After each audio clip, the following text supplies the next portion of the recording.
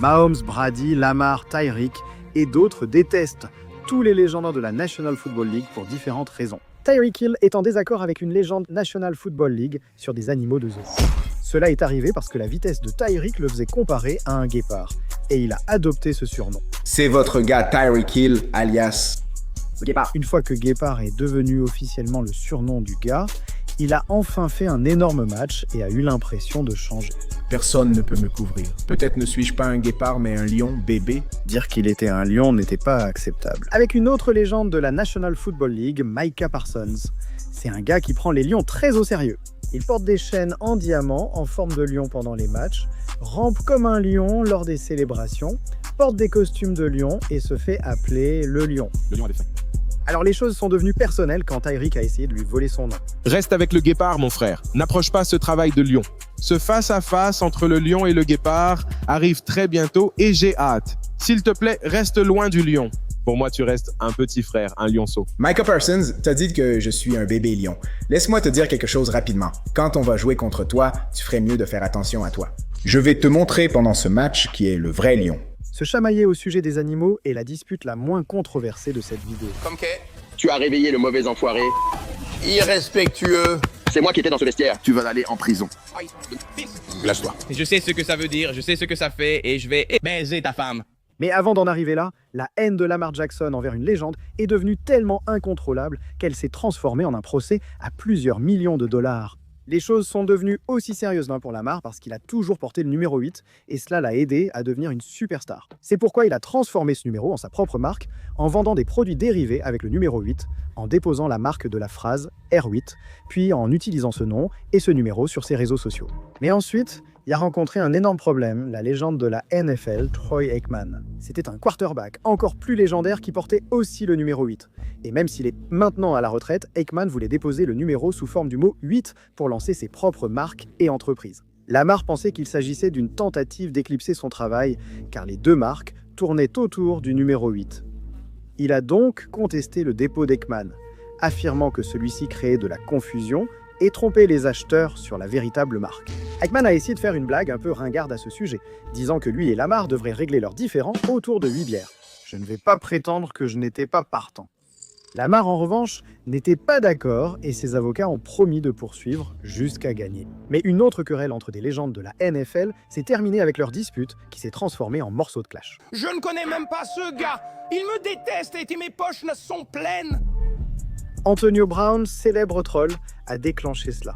Il a lancé l'une des querelles les plus aléatoires que j'ai vues, avec C.J. Gardner-Johnson. Alors que cet homme devenait une légende, C.J. était déjà là à faire bouger les choses. De l'interception de passe au rap, c'est pour ça qu'il a sorti une chanson appelée Motion qui est devenue virale. Maintenant, même si je trouvais la chanson lourde et que je l'écoutais moi-même, Antonio Brown a dit « Pff, nul !» et tout est parti en vrille. C.J. a répondu instantanément, genre « Frérot, ne joue pas avec moi. Sérieusement, laisse pas les gens te monter la tête, mon gars. » La nouvelle venait de tomber. Antonio avait déposé le bilan. C.J. a alors dit « Mec, va payer tes banques. Arrête de me parler. » Le plus fou, c'est que après, C.J. a aussi fait la promo d'un nouveau clash en utilisant un bout du maillot d'Antonio pour la pochette. C'est-à-dire, le clown, il a lâché un extrait. Je ne connais pas ce gars. Il me déteste et j'ai les poches pleines. Après que C.J. lui ait autant manqué de respect. Au début, j'espérais qu'Antonio irait en studio et ferait son propre morceau clash. Mais ensuite, je me suis rappelé que sa musique est nulle. Je suis content qu'il ne se soit pas ridiculisé. Antonio Brown. Mais au moins, ce conflit n'a inspiré qu'une chanson. Une autre légende de la National Football League haïssait tant un joueur qu'il a tenté de le tuer. J'ai saisi des ciseaux, il s'est approché et ils l'ont touché. Et j'ai baissé les yeux, j'ai vu. J'ai dit, oh mon Dieu, tu vas aller en prison avec ce sang. Bref, revenons aux joueurs de la NFL qui se détestent. Comme la légende qui a failli commettre un meurtre. Une situation aussi effrayante n'est arrivée qu'à cause de la légende de la NFL, Michael Irvin. Cet homme était déjà connu pour sa colère incontrôlable, ayant frappé un coéquipier pour de la nourriture. Et puis il s'est retourné et lui a dit, donne, moi ça le steak. Le même foutu steak que j'ai demandé. C'était fini, c'est tout. J'ai pris ce plateau, je lui ai fracassé sur la tête et j'ai commencé à le piétiner. Donc on pourrait penser qu'après avoir vu ça, les gens n'auraient pas envie de l'embêter. Mais quand un autre coéquipier, Everett McKeever, a commencé à se disputer avec Irvin, les choses sont devenues mortelles. Tu sais, on s'est embrouillé et il est juste venu vers moi. Et je parle de ce grand gars qui m'est tombé dessus. Il me frappait encore et encore. Waouh, ça m'a vraiment pris au dépourvu. Ensuite, on s'est vraiment embrouillé et ouais, j'ai même pris une paire de ciseaux. Hé, grand gars, arrête, recule maintenant, arrête, ne refais pas ça, ne t'approche plus de moi. Et il s'est approché, il a bougé, il s'est approché et les ciseaux l'ont coupé. Les ciseaux l'ont coupé. Et cette situation a fait qu'Everett a été transporté d'urgence à l'hôpital. C'est là que les médecins ont découvert que la blessure se trouvait juste à côté d'une artère qui était un vaisseau sanguin principal. Et si elle avait été perforée, cela aurait pu le tuer en quelques secondes.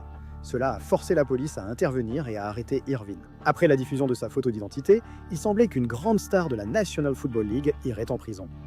Et en baissant les yeux, j'ai vu ce sang. J'ai dit, oh mon Dieu, tu vas aller en prison. Tu vois ce que je veux dire? Tu vas aller en prison pour 10 ans. Quand le propriétaire des Cowboys a su que sa star avait de graves ennuis, il ne voulait pas que sa carrière soit détruite pour cela. Il a donc négocié en secret un accord à 6 chiffres pour acheter le silence d'Everett, bien qu'il détestât Irvin, afin d'éviter une plainte. Je n'aurais jamais cru entendre parler de quelqu'un d'autre payant le prix dans une telle situation. Au final, ce gars a sûrement gagné beaucoup d'argent avec cette histoire. J'espère juste qu'il n'a pas tout dépensé en bijoux en or ou diamants. Comme d'autres joueurs de la NFL, des chaînes ont entraîné l'un des conflits les plus coûteux de son histoire. Aqib Talib, Michael Crabtree. Leur haine allait entraîner une amende de 500 000 $. On aurait dû le prévoir, ils se sont toujours détestés. Tu sais, lorsqu'on se provoque, mec, t'es nul, mais on va quand même attraper le ballon. Ces provocations étaient différentes. Du style, quand je te recroise en ville, je vais bip, bip. Je vais...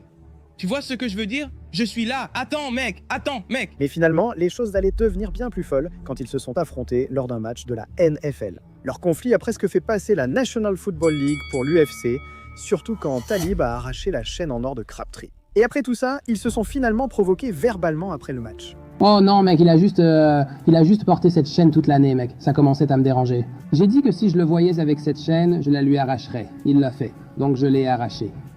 Il a commencé à pleurer auprès de l'arbitre, il a appelé l'arbitre, mais il ne m'a rien dit à moi. Je veux dire, t'es pas dur, t'as jamais vraiment défendu quelqu'un comme ça. Franchement, tu fais semblant. Ouais, tu arraches des chaînes sur le terrain. Alors, t'as fait quoi? T'es costaud. Ça fait de toi un dur. T'as arraché la chaîne devant les flics et tu t'es enfui. Franchement, c'est puéril, mec. On aurait dit que t'étais juste choqué. Ouais, ça, on aurait cru que je voulais le frapper. Tu sais, tu vois ce que je veux dire, mais je ne voulais pas. Je ne voulais pas me faire expulser du match. Tu sais, l'équipe a besoin de moi, frère. Mais après s'être moqués l'un de l'autre comme ça, leur embrouille allait empirer encore plus. Avant leur prochaine rencontre, Crabtree aurait scotché sa chaîne sur sa poitrine, prévoyant un incident. Je ne comprends même pas pourquoi le gars porterait encore une chaîne, mais ce n'est pas le sujet. Cette fois, les choses se sont vraiment transformées en bagarre. Impossible de retenir ces gars, ceux-là. Il était toujours en colère, je suppose. Il me bloque. Alors pourquoi il me bloque encore? Tout ce que j'ai vu, c'est la chaîne. Je me suis dit, je ne vais pas le reprendre cette fois. Là, je faisais le malin. J'ai arraché la chaîne encore une fois. Mais il continue de me bloquer. Finalement, il tombe. Après être tombé, je me suis dit, c'est bon maintenant, je vais me battre avec toi. Tu vois ce que je veux dire? Je me suis bagarré avec lui, il est revenu. Mauvaise décision. Ensuite, une fois que Talib a arraché, la National Football League a suspendu les 2 joueurs 2 matchs et a infligé une amende à Talib. Mais de combien? Ce truc-là doit valoir genre $1 demi-million. Ils lui ont pris tout son salaire? Ils ont essayé d'en prendre 2. 500 000 $ pour des chaînes? Il va ressembler à un rappeur s'il achète autant de bijoux. Mais avec des millions en jeu, certaines légendes de la NFL se criaient dessus violemment. Ça l'a fait ridiculiser par le monde entier. Brandon Marshall, Channing Crowder, Chad Johnson. Ce trio de légendes de la NFL aime discuter en podcast. Et d'habitude, tout reste sous contrôle jusqu'à ce qu'une conversation sur l'argent et les contrats mette ces enfoirés en colère. Vous ne savez même pas de quoi vous parlez, car vous affirmez à tort que tous en NBA ont des contrats garantis. Mais si! J'ai cherché ça 3 mois, c'est la vérité. Non, tout le monde n'est pas sur la liste de la NBA. Comme qui? A un contrat garanti. Il y a des contrats à double sens. Il y a des contrats à double sens. Non, il n'y en a pas. Et puis il y a les gros bonnets. Vous ne savez pas de quoi vous parlez. Il y a les gros bonnets. Non, il n'y en a pas. 4 joueurs de l'équipe NBA ont des contrats garantis. Les autres peuvent être coupés sans indemnité et n'auront pas un sou. Regarde. Ce n'est pas garanti. Ce n'est pas garanti. Pourquoi? Parce que l'argent, c'est putain de pouvoir. Tu ne comprends pas. Tu as déjà répondu à ta question en citant 2 personnes qui ont obtenu quoi? Ce n'est pas pour l'argent. Ils ont déjà eu quoi? Ils ont déjà obtenu quoi? Payé. Réveille-toi, mec. Non, ce n'est pas le cas. Oui, ben. Pourquoi tu répètes toujours B et dis toujours 20? George Floyd avait le genou de quelqu'un sur son cou. C'est ce qui a rendu la chose confortable. Pas l'argent. Ils en ont toujours eu. S'il te plaît, s'il te plaît. Avec 50 millions de dollars, tu t'exprimes. Oh, tu as 50 millions de dollars. Un gars qui n'a pas d'argent, ne va pas s'exprimer. Parce qu'il veut ce pactole. Il gagne de l'argent depuis longtemps. Non, il essaie d'obtenir ce pactole. B. Bon sang, ce débat est devenu tellement ridicule qu'il a non seulement accumulé des millions de vues, le plus fou, c'est que Brandon n'avait même pas raison. Une recherche sur leur conflit montre que les contrats NBA sont garantis. Personne ne comprenait donc ce que ce type disait. Partout on a traité Brandon d'idiot et s'est moqué de lui. Même des joueurs de la NBA ont dit « Grosse erreur mon frère ». Au bout d'un, il ne peut pas être sérieux. Je n'aurais jamais cru voir une légende de la NFL agir aussi stupidement, ni que la rivalité entre Patrick Mahomes, Travis Kelce et Justin Tucker deviendrait l'une des plus grandes polémiques des playoffs 2023. C'était Chiefs contre Ravens, la finale de l'AFC et une place au Super Bowl en jeu. Les joueurs s'échauffaient quand les caméras ont capté Mahomes et Kelce détruisant l'équipement d'avant-match de Tucker et le déplaçant de leur chemin. Tout le monde a ressenti le manque de respect et Tucker a fait comme s'il était innocent. Il semble se prendre ça un peu plus au sérieux. Je suis prêt à tout abandonner. Mais oui, je voulais juste expliquer que c'est ce que j'ai fait pendant 12 ans. Ce n'est pas que je veux être problématique, hein. Je veux juste me préparer pour le match de football comme un footballeur. C'est tout ce que j'ai à dire. Mais après qu'il ait dit tout ça, Mahomes a révélé une autre version de l'histoire. Depuis environ 7 ans, je fais la même routine d'échauffement. Je crois qu'il n'y a eu que 3 fois où il y avait un botteur. Ce n'était pas parce que tu parlais habituellement aux gars, il y avait un botteur qui ne se déplaçait pas forcément pour laisser la place. Peut-être que tu ne partageais pas bien le terrain avec eux. Et c'était à Baltimore à chaque fois. Donc il fait ces petites choses, je pense qu'il essaye de nous énerver. Et je lui ai demandé de déplacer ses affaires. Il s'est levé et a déplacé l'objet d'environ 5 cm sans vraiment le retirer du passage. J'allais laisser passer, mais Travis l'a pris et l'a déplacé pour moi. Ensuite, après ça, je n'allais pas le laisser le reposer. Mais ce n'était pas fini là. Une fois que le vrai match a commencé, les deux équipes étaient survoltées à cause de ça. Ils se sont battus, les Ravens ont marqué un touchdown et se sont moqués de la célébration habituelle des Chiefs. Des pénalités, des coups bas et encore plus de provocations ont continué jusqu'à ce que, finalement, les Chiefs prennent le dessus et remportent le match. Tout ce conflit pour rien. Malgré cette victoire, le scandale d'avant-match restait l'affaire principale mondiale. Les fans disent que Mahomes et Kelce ont réussi après avoir intimidé Tucker. T'es une mauviette. Les gens sont fragiles. Donc, non seulement d'autres légendes de la NFL ont défendu Kelce et Mahomes. Tu sais comment ça marche. Tu peux tirer partout, mais quand l'autre équipe entre dans la zone d'embut. Tu dois avancer, mon frère, tu dois avancer. Ouais, il était du mauvais côté de la... Il était du mauvais côté de toute façon. Ce n'est pas un jeu, il n'y a plus de stratégie. Ce gars-là, écarte-toi du chemin. Kelce avait hâte de raconter sa version. On s'échauffe toujours de la même façon de notre côté du terrain. Pour ceux d'entre vous qui ne savent pas ce qui se passe avant les matchs, les Ravens ont leur côté du terrain et les Chiefs ont notre côté du terrain. Les spécialistes, en raison du vent par exemple, ils ont la possibilité de tirer des deux côtés du terrain. Et si tu essayes d'aller dans la zone désignée de l'autre équipe, tu restes un peu à l'écart. C'est la règle non écrite. C'est la règle non écrite. Si tu veux vraiment jouer au con, tu gardes ton casque, ton ballon et ton tee de coups de pied juste là où les quarterbacks s'échauffent. Si tu ne ramasses pas, je le déplace pour toi. Justin est venu et a dit que c'était juste pour plaisanter. Un geste sympa et compétitif. Je comprends. Il me faisait un clin d'œil un peu chiant, il voulait me provoquer. Je comprends, mais moi et Pat, on avait le bon état d'esprit et on n'était tout simplement pas d'humeur à plaisanter. Donc, Justin, désolé si on a réagi d'une manière à laquelle tu ne t'attendais pas. Mais si tu veux jouer au con, je te promets que je peux te surpasser à chaque fois, mec. D'accord, Tucker est sans doute un con. Kelce et son frère sont peut-être les James Harden blancs. Mahomes est sûrement Kermit. Qui sait qui est vraiment quoi? De nos jours, ce que je sais, c'est que la haine entre eux est toujours là. Je sais aussi que la rancune de Tom Brady envers la légende est illogique et lui a coûté un Super Bowl. Brady dominait toutes les équipes, donc on pensait qu'il pourrait encore atteindre les plus grands matchs de l'année. La nouvelle est tombée, le légendaire receveur Terrell Owens voulait sortir de sa retraite pour jouer avec Brady et garantir la victoire. Oh mon Dieu, je ne pouvais pas attendre de voir cet homme.